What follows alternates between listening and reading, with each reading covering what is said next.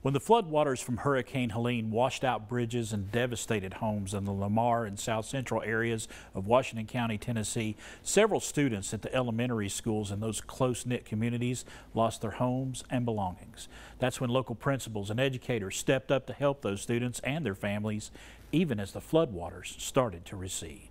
Today we're here in the Lamar community near Taylor Bridge along the Nolichucky River, and I'm joined by two local principals here.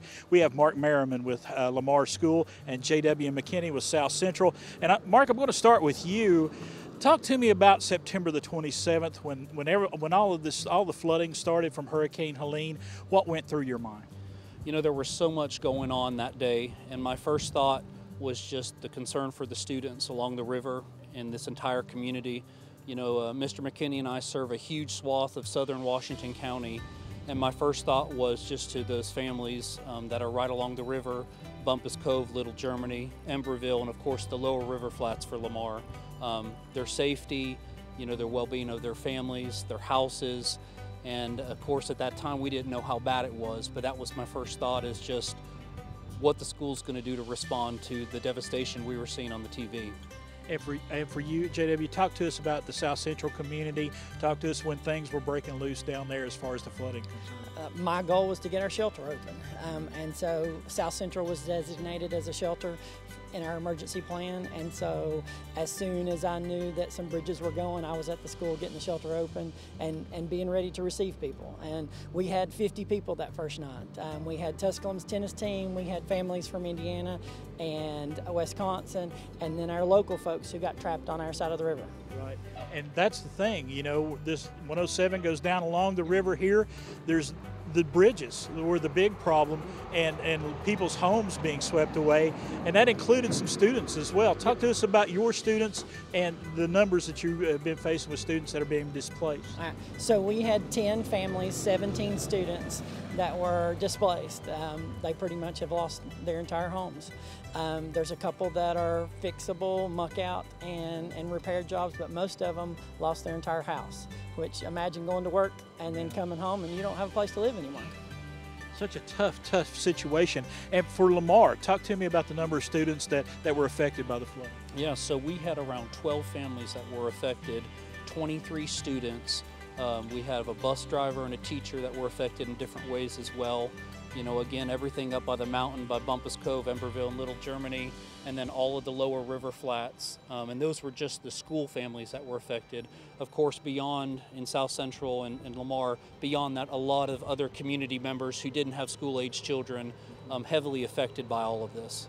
Tell us about what's been going on, the efforts that you all, as two school communities, talk to me about what has been going on with Lamar as far as helping those students and their families. Well, first of all, I just want to say thank you to our entire community, our entire region.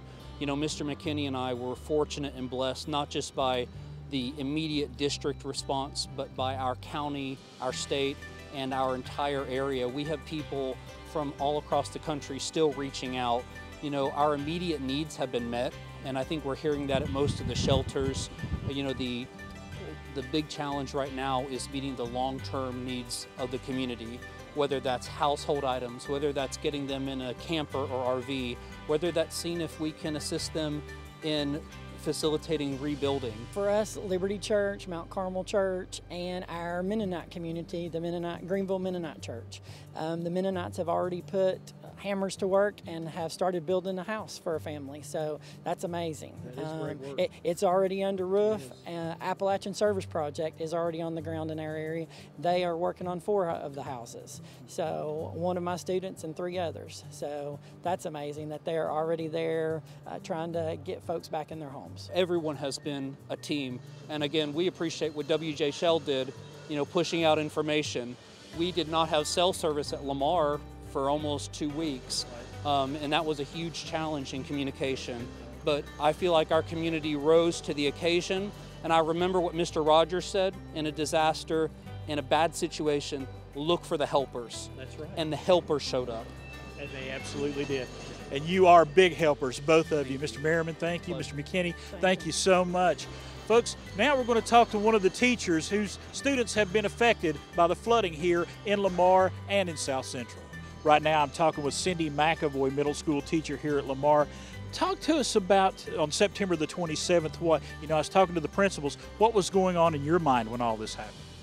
Well, I think what was going on in my mind was the same thing that was going on in all our teachers' minds. We wanted to help. We wanted to make sure our students were okay. I have always loved being a part of Lamar School, and I have loved being a part of this community. I raised my children in this community, and when this happened, there was no cell service for us to be able to reach out to one another, no way to communicate with one another, and yet everyone showed up at school. Our faculty and our staff showed up. No one was asked to show up, but we did, and our community showed up, and my middle school students showed up, and they were helping, and they were doing what needed to be done. They want to see their friends. They want to be a part of what is their old normal. Even though they have a brand new normal, they want to be a part of the old normal, and that's what we did as teachers. We welcomed them back. We made sure they had everything they needed. Right. These students came back with new clothes, new backpacks, new shoes, new everything, because our community reached out and said, what do these kids need? And they took care of them. And that's all we can ask for. We have to help each other. That's what we're here for, is to help one another.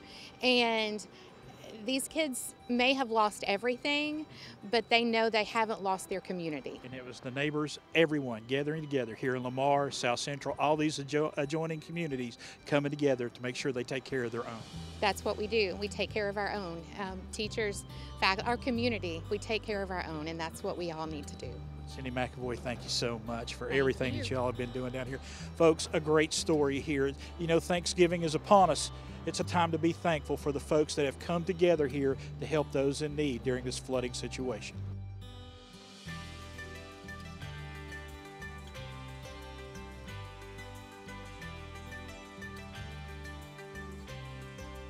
Up next, we meet a pastor who says a mission trip arrived at his back door. See how his farm right there at Jackson Bridge turned into a headquarters of help. The powerful story of faith and prayer coming up after the break.